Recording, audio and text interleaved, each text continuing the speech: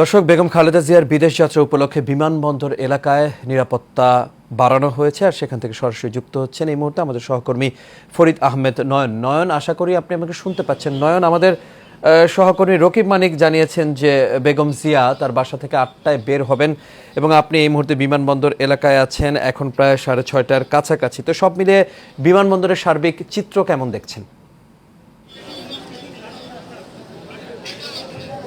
জি, আপনাকে ধন্যবাদ। আমরা এখন দাঁড়িয়ে আছি হযরত শাহজালাল আন্তর্জাতিক বিমানবন্দরের ৮ নম্বর গেটের সামনে। আপনারা দেখছেন অল্প কিছুক্ষণ অর্থাৎ ৮টা বাজে হযরত শাহজালাল আন্তর্জাতিক বিমানবন্দরে আমাদের আপসী নেত্রী বেগম খালেদা জিয়া আসবেন এবং 9টা বাজে আনুষ্ঠানিক ইমিগ্রেশন সেরে তিনি 10টায় কাতারের এয়ার অ্যাম্বুলেন্সে করে তিনি লন্ডনে যাবেন।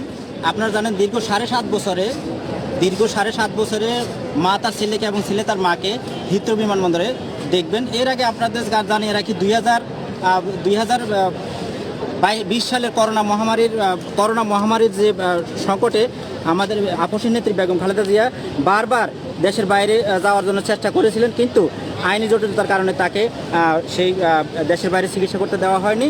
এইবার 5ই আগস্টের স্বৈরশাসক শেখ হাসিনা সরকারের পতনের পর সেই আইনি জটিলতা অনেক কাটিয়ে গিয়েছে বলে আমরা এখন প্রধানমন্ত্রী আপসী নেত্রী বেগম খালেদা জিয়া আর কোনো সংকট রইল না। তা আপনারা জানেন যে ইতিমধ্যে হযরত শাহজালাল আন্তর্জাতিক বিমানবন্দরের চারিপাশে একদম যেটা বলে একদম নিরাপত্তার চাদরে ঢেলে সাজিয়েছেন। এখানে নিরাপত্তার সকল বাহিনী আমরা ইতিমধ্যে দেখতে পেয়েছি।